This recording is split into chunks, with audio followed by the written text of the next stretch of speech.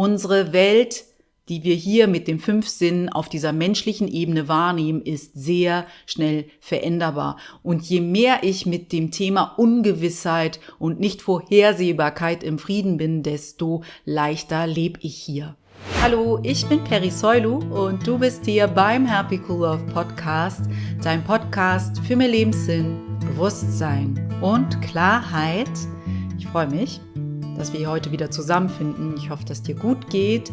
Wir wollen heute wieder in die Tiefe gehen, um das Leben besser zu verstehen, mit unserem guten Freund Ein Kurs im Wundern. Ein Kurs im Wundern ist ein Training für unseren Geist, um das derzeit dominante Ego-Angst-Denksystem abzulegen und es mit einem liebevollen Denksystem zu ersetzen. Was wir heute machen werden, ist, dass wir einen Kurs im Wundern nehmen und auf das Thema künstliche Intelligenz schauen.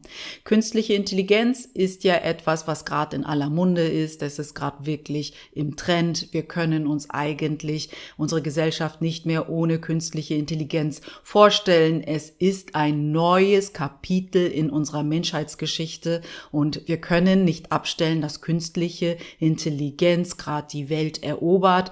Und manche von uns haben Angst, wenn wir dorthin schauen, weil wir denken, es gibt auch sehr viele Risiken und Gefahren, was künstliche Intelligenz angeht. Andere sind wieder völlig euphorisch und begeistert, was für eine neue, schöne Welt uns künstliche Intelligenz geben kann.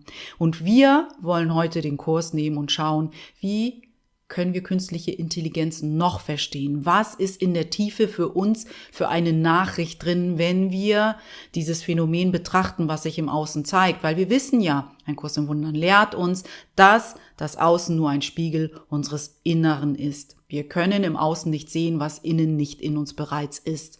Also, irgendwie hat künstliche Intelligenz und dieses Phänomen mit uns allen zu tun und wir können mit Hilfe des Kurses herausfinden, was es uns vielleicht noch sagt, außer dass wir bemerken, dass Jobs wegfallen oder Jobs einfach anders werden, beziehungsweise die Arbeitswelt insgesamt sich komplett und zwar rasant verändert und es vielen Leuten auch Angst macht. Und dass wir jetzt bemerken, okay, ich weiß nicht mehr, ob ein Bild echt ist oder fake, weil ich kann es nicht mehr unterscheiden. Mit ChatGPT und anderen Programmen kann ich ein Bild erschaffen, das genauso echt wirkt, als hätte ich es selbst aufgenommen. Also, auf was vertraue ich denn jetzt? Eine Sache ist klar, mit diesem Anmarsch von ChatGPT und Co., mit dieser künstlichen Intelligenz, sehen wir, wie schnell sich unsere Welt verändern kann, die sich für uns sehr unveränderbar angefühlt hat. Obwohl ein Kurs im Wundern uns seit 1975, also genau seit 50 Jahren, mitteilt, dass die Welt des Ego auf Symbolen beruht und damit veränderbar ist, weil jeder deutet Symbole anders. Sie sind nicht in der Wahrheit verankert und deshalb ist die Welt des Ego, das ja nicht in der Wahrheit verankert ist, veränderbar. Obwohl das Ego sich durch Kontrolle und Machtaneignung ja immer wieder einreden will, dass seine Welt unveränderbar ist, weil das Ego kann ja voll schlecht mit unvorhersehbaren Sachen umgehen. Also es ist irgendwie nicht so happy mit einer Welt, die sich verändert, während das Einzige, was in seiner Welt wirklich konstant ist, die Veränderung ist. Also es ist so ein bisschen paradox, was das Ego dort lebt. Und mit der künstlichen Intelligenz fällt mir persönlich auf, wie schnell sich die Welt verändern kann, wie schnell etwas anders wird, was wir als normal und als unveränderbar empfunden haben. Wie schnell auf einmal Jobs wegfallen können, von denen wir dachten, die sind sichere Jobs, so wie ein Steuerberater oder keine Ahnung, ein Marketingmanager. Wenn ChatGPT jetzt meine Marketingkampagne und meine Marketingstrategie aufziehen kann, wozu brauche ich denn jetzt noch einen Marketingmanager? Wenn ChatGPT meine Steuererklärung machen kann, wozu brauche ich denn noch einen Steuerberater? Also es gibt so Jobs, vor allem, wo es um richtig oder falsch geht oder um Strategien, wo ChatGPT und andere Programme wirklich hilfreich sein können und natürlich Arbeitszeit und Arbeitskraft sparen. Und vor einem Jahr oder vor 2 Jahren wäre das undenkbar gewesen, dass wir auf einmal keine Marketingmanager mehr brauchen oder was auch immer für Jobs, die sehr einfach zu machen sind, wenn man ein Tool hat, das auf richtig und falsch beruht, so, wo man Zahlen, Daten, Fakten braucht, um einen guten Job zu machen. Und das ist etwas, was aus meiner Sicht uns die künstliche Intelligenz aufzeigt, wie unsicher, wie schnell sich unsere Welt verändern kann, wie wir auf Sicherheit gebaut haben im Außen und wie schnell uns auffallen kann, dass diese Sicherheit ein Trugschluss war. Und das ist ja auch, was ein Kurs in Wundern uns die gesamte Zeit versucht näher zu bringen, dass wenn wir unsere Sicherheit im Außen suchen, wir irgendwann hinfallen werden, wir irgendwann verstehen werden, hey, ich habe an der falschen Stelle nach Sicherheit gesucht und jetzt ist das, worauf ich meine Sicherheit im Außen gebaut habe, weg. Was tue ich jetzt? Wie fühlt sich das an? Wahrscheinlich komplett angsterfüllt. Es ist auch ungefähr das, was Jesus in der Bibel gesagt hat. Wenn ich mein Haus auf Sand baue, dann wird es nicht halten. Und wenn ich mein Haus auf Fels baue, nämlich auf einer inneren Sicherheit, auf die uns ein Kurs im Wundern immer wieder aufmerksam macht, dann bin ich stabil, egal was im Außen ist. Und das ist eine Sache, die wir durch die künstliche Intelligenz, die so rasant gerade am Wachsen ist und unsere ganze Gesellschaft irgendwie infiltriert, will ich jetzt mal sagen, bemerken und uns überprüfen können. Wenn wir uns jetzt völlig verunsichert fühlen, dadurch, dass künstliche Intelligenz unsere Welt verändert, dann müssen wir uns hinterfragen, auf was habe ich meine Sicherheit gebaut. Schon dafür ist künstliche Intelligenz ziemlich hilfreich. Wir können uns alle überprüfen. Wo liegt gerade meine Sicherheit? Verunsichert mich, dass es ein neues Phänomen wie künstliche Intelligenz gibt und wie das unsere Welt verändern könnte oder nicht. Und es ist ja auch okay, ne, dass uns das vielleicht ein bisschen verunsichert, weil das ist ja die Überprüfung, die wir immer wieder als Aufgabe haben. Wenn sich mir etwas im Außen zeigt, verunsichert mich das oder habe ich eine innere Stabilität dank des Kurses und ich bin gar nicht so stark verunsichert, wie ich es früher gewesen wäre. Also für mich, um das kurz zusammenzufassen, hat KI eines etwas sehr deutlich gemacht. Unsere Welt, die wir hier mit den 5 Sinnen auf dieser menschlichen Ebene wahrnehmen, ist sehr schnell veränderbar. Und je mehr ich mit dem Thema Ungewissheit und Nichtvorhersehbarkeit im Frieden bin, desto leichter lebe ich hier. Sicherheit im Außen ist eine Illusion.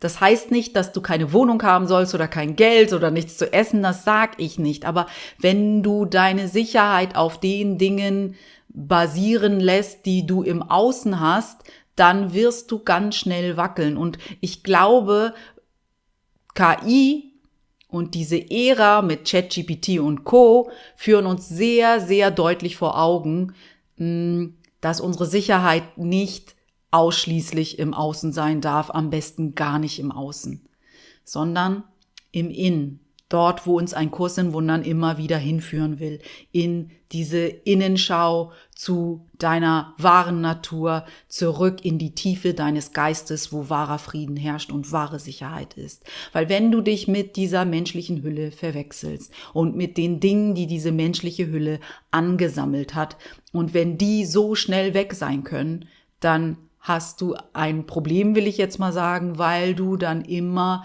wieder in Angst und Schrecken versetzt werden kannst, wenn sich im Außen irgendetwas verschiebt, was du als beständig wahrgenommen hast. Ich lese uns mal etwas aus dem Kurs vor, nämlich aus der Lektion 153. Dort steht: Du, der du dich bedroht fühlst von dieser wandelbaren Welt, die Welt des Ego, wie wir gerade miteinander festgehalten haben, ist sehr wandelbar, weil sie basiert auf Symbolen, die jeder so oder so deuten kann. Von ihren Schicksalsschlägen und ihren bitteren Scherzen, ihren kurzen Beziehungen und all den Gaben, die sie ausleiht, bloß um sie wieder wegzunehmen, nimm diese Lektion aufmerksam auf. Die Welt bietet keine Sicherheit. Und genau das ist, was wir mit der KI und ChatGPT und Co. wirklich wirksam vor Augen geführt bekommen. Die Welt bietet keine Sicherheit, auch wenn das gerade vielleicht ein bisschen wehtut, wenn du das so hörst. Vielleicht ist es auch immer wieder ein Segen, weil du weißt, ich muss meine innere Sicherheit wieder aktivieren, beziehungsweise ich muss wieder Verbindung mit ihr aufnehmen. Sie ist die gesamte Zeit da. Ich habe mich nur nach außen orientiert. Das war vielleicht nicht die beste Idee, aber jeder von uns geht durch die Phase der Außenorientierung, bis er dann irgendwann merkt, im Außen werde ich keine beständige Sicherheit erfahren. Es ist unmöglich und es ist auch wirklich gut so, weil irgendwann führt das dazu, dass du dann die Fragen stellst, die dich nach innen führen. Also ich lese noch ein bisschen. Die Welt bietet keine Sicherheit. Sie wurzelt in Angriff und alle ihre Gaben der scheinbaren Sicherheit sind illusionäre Täuschung. Sie greift an und greift dann wieder an, wo die Gefahr so droht. Da ist kein Geistesfrieden möglich. Das ist etwas, was wir vielleicht auch sehr eindrucksvoll durch alle KI lernen können. Wir haben uns auf eine Welt verlassen, die sehr wandelbar ist, die angriffslustig ist, in der es keine wahre Sicherheit gibt. Wir haben versucht, einen Trugschluss zu leben. Und ich finde, bis dato haben wir mit fast nichts, beziehungsweise natürlich gab es auch die Pandemie, wo wir gemerkt haben, unsere Welt hat sich von einem Tag auf den anderen schlagartig verändert. Alles, was wir als sicher und gegeben wahrgenommen haben, war auf einmal völlig weg. Und jetzt kommt der nächste Schlag. Und zwar auch im Kollektiv. Es ist ja nicht nur eine kleine Gruppe von Menschen, sondern die gesamte Welt wird von der künstlichen Intelligenz gerade eingenommen. Und wir müssen umdenken. Wir müssen uns hinterfragen, hey, habe ich mich zu sehr aufs Außen verlassen? Habe ich mich zu sehr auf die Gesellschaft verlassen? Habe ich mich zu sehr auf meinen Jobtitel verlassen? Weil mir macht diese Entwicklung gerade Angst. Angst ist nicht wild. Angst ist nur ein Zeichen, dass du dich auf deine eigene Stärke verlässt, anstelle von der Stärke, die deine wahre Natur mit sich bringt, sagt der Kurs, und die von Gott kommt. Gott ist die bedingungslose Liebe, die dich erschaffen hat. Nicht dein Körper, sondern das, was du wahrlich bist. Und du bist wahrlich ein unsterbliches Bewusstsein, das gewählt hat, diese menschliche Erfahrung zu machen. Und das ist, wozu wir vielleicht noch tiefer aufgeweckt werden können, beziehungsweise wo noch mehr Menschen zu eingeladen werden, zu erfahren, weil mit der künstlichen Intelligenz aus meiner Sicht wir fast keine Chance mehr haben, uns im Außen einzureden, dass wir wissen, was richtig ist oder falsch, dass wir wissen, ob etwas fake ist oder wahr, weil unsere 5 Sinne können uns komplett täuschen. Das war schon immer so, sagt der Kurs seit 1975, und jetzt mit der künstlichen Intelligenz kommt diese Debatte hoch, während ein Kurs in Wundern uns das die gesamte Zeit gesagt hat. Deine 5 Sinne des Körpers sind sehr leicht täuschbar, verlass dich nicht auf sie. Treffe keine Entscheidung nur mit diesen 5 Sinnen, weil du wirst immer im Chaos enden. Das ist, was ein Kurs im Wundern uns schon so lange sagt. Und wir kommen jetzt im Kollektiv auf diese Debatte mit Fake News, Deepfakes und perfekt formulierten Antworten, die einfach nicht mehr echt klingen, wo wir einfach nicht mehr wissen, wem sollen wir da draußen noch trauen? Welchem Medienoutlet wollen wir noch vertrauen, dass das nicht vielleicht Fake-Videos sind oder Fake News oder Fake-Bilder? Wir wissen es einfach nicht mehr. Es ist wirklich gar nicht mehr so leicht auseinanderzuhalten. In der Lektion 183 aus dem Übungsbuch von Ein Kurs in Wundern können wir echt viel darüber lernen, wie wir diese Welt gemacht haben, die wir als echt empfinden und wo die KI uns wirklich eindringlich aufzeigt, dass diese Welt sehr leicht uns täuschen kann. Dort lesen wir, wie wir diese fake-Welt der 5 Sinne gemacht haben. Dort steht nämlich, dass wir die Welt, wie wir sie sehen, erfunden haben. Erfunden. Sie ist nicht wahr. Sie ist nicht die absolute Wahrheit. Es gibt eine Welt, die der Wahrheit sehr, sehr nahe kommt. Die sehen wir aber erst, wenn wir vergebend auf diese Welt blicken und nicht mehr mit der Angst und nicht mehr mit dem Ego. Diese Welt der 5 Sinne, die wir aus dieser menschlichen Perspektive wahrnehmen, basiert auf Übereinkünften. Wir haben uns darauf geeinigt, dass ein Baum heißt. Wir haben uns darauf geeinigt, was jemanden wertvoll macht oder nicht so wertvoll, dass ein Popstar voll cool ist und ein Straßenfeger nicht. Das waren wir. Das ist nicht die absolute Wahrheit. Wir haben jedem Ding einen Namen gegeben. Wir haben es aus der Einheit herausgenommen und gesagt, du hast jetzt diesen Namen. Peri heißt jetzt Peri. Ute heißt jetzt Ute. Billy heißt jetzt Billy. Egal. Und wir haben es einfach nur angenommen und gesagt, okay, ich bin diese Person, die mir meine Eltern beigebracht haben zu sein. Und wir haben es wenig hinterfragt. Und mit KI habe ich das Gefühl, haben wir wieder eine neue Chance zu hinterfragen. Was ist eigentlich wirklich wahr? Auf was verlasse ich mich, um zu verstehen, was wahr ist? Tue ich das mit Hilfe von äußeren Faktoren oder gehe ich da zu mir zurück? Es ist wie so eine erneute, tiefere und eindringlichere Einladung, zu dir zurückzukehren. Das ist, was mir KI auf einer höheren Ebene sagt, hey, kehr zu dir zurück. Alles das im Außen ist nicht wahrlich echt. Das, was echt ist, ist in dir, erfährst du in der Stille. Und wenn du damit durch diese Welt gehst, dann beeindruckt dich weder KI, noch dass die Welt übermorgen wieder anders ist.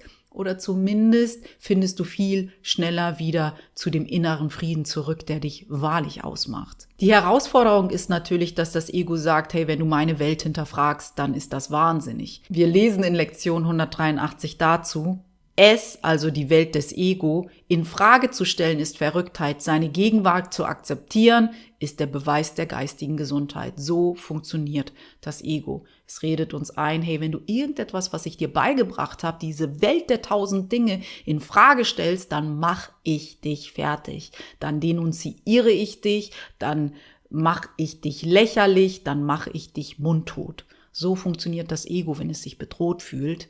Und deshalb fällt es uns oft auch schwer, diese Dinge zu hinterfragen. Aber ich glaube halt, wie gesagt, mit KI haben wir gar keine andere Chance, als wirklich dieses Gespräch miteinander zu suchen, dieses tiefe Gespräch zu sagen, wie weiß ich denn jetzt, wann was echt ist, wann was wahr ist, wann dieses Bild wahr ist oder dieser Film wahr ist oder diese Nachricht wahr ist, weil KI kann ja alles perfekt produzieren. Und zwar in einer Schnelle, die wir als Mensch gar nicht haben. Also wir sind auch gerade am Anfang dieser künstlichen Intelligenzphase. Wir sind gerade in den Babyschuhen. Ich will gar nicht wissen, wo wir in 5 Jahren sind, wo wir in 10 Jahren sind, wo wir in 20 Jahren sind. Und ich glaube, die Einladung für uns alle, ich wiederhole mich, ist wieder zu uns zurückzukehren. Diesem inneren Kern in uns wieder Platz zu machen, der uns aufzeigen kann, der uns führen kann durch all das, was nicht mehr einschätzbar ist im Außen, ob das jetzt der Wahrheit entspricht oder nicht. Es ist wirklich an der Zeit, dass wir uns alle immer besser darin trainieren, unserer Intuition, unserer inneren Weisheit zu vertrauen und nicht mehr im Außen nach Antworten zu suchen, nicht mehr nach Vater Staat oder sonst was zu schauen, dass der für mich Verantwortung übernimmt, Entscheidungen für mich zu treffen. Oder durch irgendwelche Medien denke, dass ich lerne, wie ich mir die beste Meinung bilde. Ich glaube, die allererste Instanz, so war es immer, aber jetzt wird es wirklich auffällig, dir deine Meinung zu bilden, Entscheidung zu treffen, ist deine innere Weisheit. Dein innerer Lehrer, wie ein Kurs in Wundern, diese innere Weisheit nennt, deine Intuition nennt, diese Heiligkeit in dir nennt oder den Heiligen Geist. Mit der künstlichen Intelligenz wird klar, wie leicht menschliche Wahrheiten manipuliert werden können. Das war schon immer so, aber ich finde, es ist jetzt wirklich offensichtlich. Es kann fast niemand mehr übersehen, außer der wirklich in der Verleugnung leben will. Ein Gedanke kommt mir auch noch, wenn ich KI so beobachte und was KI zum Ausdruck bringt, nämlich, dass wir uns gar nicht mehr so aufs Außen verlassen können, wie wir es früher getan haben, nämlich als wenn das Universum, als wenn wir auf einer höheren Ebene zum Ausdruck bringen wollten oder sehen mussten, dass das so nicht mehr hinhaut, als wenn die Nachricht immer leise bei uns war, hey, Vertrau auf deine innere Stimme, hör auf, im Außen nach Sicherheit zu suchen. Und wir haben sie immer wieder überhört, und sie musste lauter werden und lauter und lauter. Und KI ist das Lauteste, wie ich es je wahrgenommen habe, dass es Zeit wird, unserer inneren Führung zu vertrauen, weil im Außen wirklich gar nichts mehr sicher ist. Und vielleicht, wenn es im Außen so unsicher wirkt, können wir das immer wieder als Einladung verstehen, unsere innere Gewissheit zu trainieren, unsere innere Gewissheit aufzusuchen, weil sie ist da. Aber wenn wir uns die gesamte Zeit ablenken, weil irgendetwas im Außen immer wichtiger ist, immer schillernder ist, immer irgendwie sicherer wirkt als unsere innere Sicherheit, dann muss irgendetwas Gravierendes passieren, damit wir alle gestoppt werden und uns hinterfragen. Hey, was ist das hier eigentlich? Warum erlebe ich gerade eine Welt, in der nichts mehr wirklich greifbar scheint, nichts mehr wirklich echt scheint? Ich weiß nicht, wohin die KI führen wird, aber eins zeigt sie mir auf: hey, es ist Zeit, dass wir alle mehr daran arbeiten, unserer inneren Stimme zu vertrauen. Das habe ich jetzt bestimmt oft genug in dieser Folge gesagt, aber das ist die Quintessenz für mich, die ich gerade aus diesem Phänomen künstliche Intelligenz ziehe. Nichts im Außen war je in Stein gemeißelt und jetzt mit der KI ist es unglaublich eindeutig. Was machst du daraus? Was bedeutet KI für dich? Wie denkst du über das Thema künstliche Intelligenz? Hinterlass mir gern hier eine Nachricht. Ich freue mich über deine Gedanken zum Thema künstliche Intelligenz und was du wahrnimmst und wie du mit dem Kurs auf die künstliche Intelligenz schaust. Ansonsten wünsche ich dir eine ganz wundervolle Restwoche. Wir hören ganz bald wieder voneinander. Pass bis dahin bitte gut auf dich auf. Deine Peri.